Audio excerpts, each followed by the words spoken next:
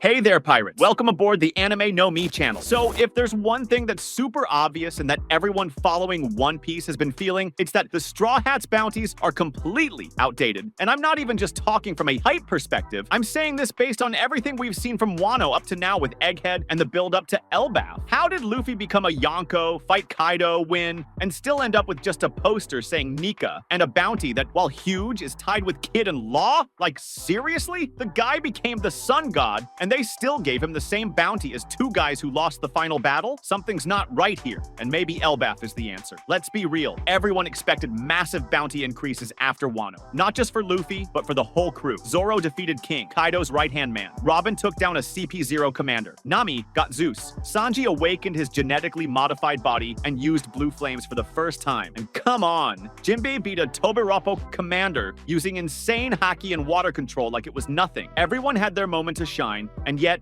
at the end of Wano, the bounty increases we got were, well, kind of underwhelming. It feels like only Luffy, Law, and Kid got recognition because they defeated Yonkos, and the rest of the crew got overlooked. Then Egghead happened, and we thought, now it's time. Luffy was on a direct mission to protect Vegapunk. The Marines were fully involved. Kizaru showed up, Saturn appeared, the Seraphim attacked. Robin discovered more about the poneglyphs. Frankie saw technology from the Void Century. Usopp interacted with insane robots and weapons. And Sanji fought S-Shark with crazy power, probably advancing his genetic control even further. Zoro faced off against S-Hawk, who has Mihawk's DNA. Basically, a sneak peek of his future opponent. In other words, everyone played a key role and went up against total chaos, involving Yonkos, an admiral, a celestial dragon, Void Century scientists, and robots likely tied to the original Joy Boy. And after all that, where are the new bounties? Nothing. No updates, no increases. The whole world saw Luffy and the Straw Hats escaping Egghead with Vegapunk on board. And still, silence. I think the world government is holding it back. They're avoiding giving Luffy the recognition he deserves because the more attention he gets, the more people start seeing his symbol, his flag, his smile, and the more dangerous he becomes. Especially now that he's Nika. The world is seeing a new symbol of hope, and that's way too dangerous. But why would Elbaf be the turning point? First, because Elbaf has been a neutral territory up until now, but not for long. Shanks has already shown up there. The giants are gathering, Brogy and Dory are back in full force, and now that Imu's army has started trying to take control of Elbaf with those nightmare-inducing demon transformations, it's become a global hotspot. Luffy going there means he's going to fight for the people of Elbaf. It means he's stepping right into the middle of a crisis that's being manipulated by far greater forces. And if he's seen fighting for the giants, taking down beings connected to Imu or the world government, then there will be consequences.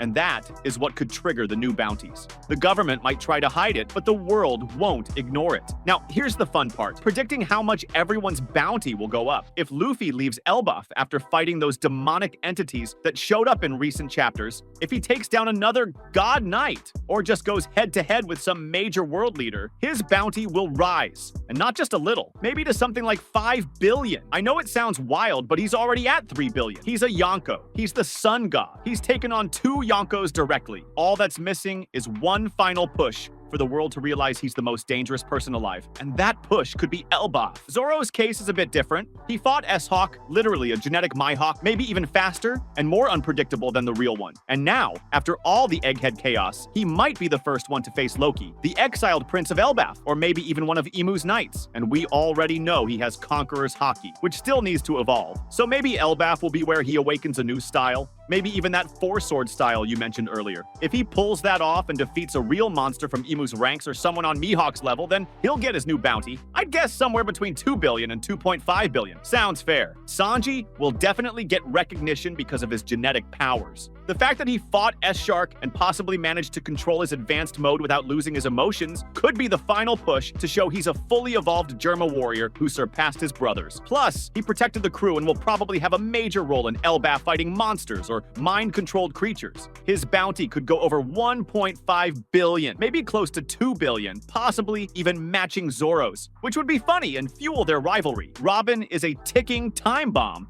She's decoding the poneglyphs, uncovered more about the Void Century, fought and beat a CP0 agent solo with her giant hands. We know the world government wants her more than anyone, and if they realize she's uncovered something about the ancient weapon Uranus, or found a link between Joy Boy and the giants in Elbaf, she'll become top priority. Her bounty could easily go over 1 billion. I'd say 1.3 to 1.5 billion, because the threat she poses isn't about strength, it's about knowledge. She's the brain of the Void Century. Usopp and Elbaf is basically prophecy. People have always said Elbaf is where he'll shine, where the giants will finally recognize him, where he'll prove that Sogeking wasn't just a joke. Maybe he'll lead a group of giants. Maybe he'll use Vegapunk's gadgets or his dials to beat a real threat. If he does that, then yeah, he'll definitely break past 500 million. I think Usopp deserves around 800 million after Elbaf. Not quite at a billion yet, but really close. Nami, with Zeus, is becoming one of the most versatile fighters in the crew. Her climb attack now has crazy electricity, wind, cloud manipulation, and if she manages to control some new element in Elbaf, or defend the crew from a weather or natural attack caused by Imu's demons, that's when she'll really prove her worth. I think 700 million would be fair for her. Frankie and Brook are also outdated. Frankie piloted the Sunny, protected Vegapunk, fought the Seraphim, and maybe even absorbed knowledge about the Void Century from the machines he saw. He deserves between 700 and 800 million. As for Brook, with his soul being able to manipulate ghosts and maybe even interfere with the dream creatures that are showing up now, he deserves around 600 to 700 million, especially if he faces some monster head-on. Jinbei already has a high bounty, but I think after Elbaf, he could easily surpass 1.3 billion. If he helps protect the giants or fights any of Imu's generals, he'll stand out even more as Luffy's right-hand man, and the world will recognize that. And of course, all of this only makes sense if the whole world sees it.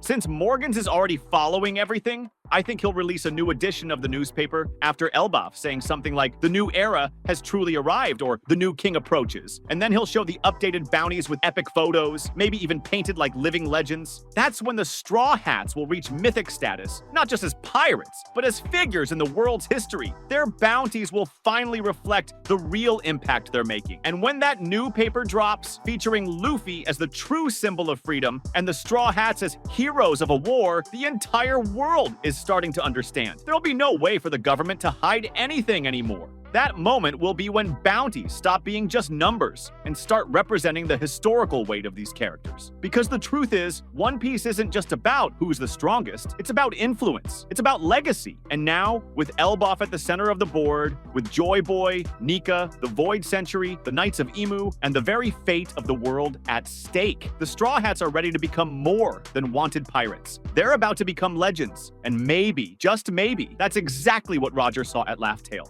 A group that would change the world not just with strength, but with purpose. And that group is Luffy's crew. So get ready, because after Elbaf, the world of One Piece will never be the same, and the bounties will just be the start of this new era. That was today's content. We hope you liked it and want to share your opinion on the subject. Don't forget to share the video, give it a thumbs up, and I'll see you in the next video. Take care and stay amazing.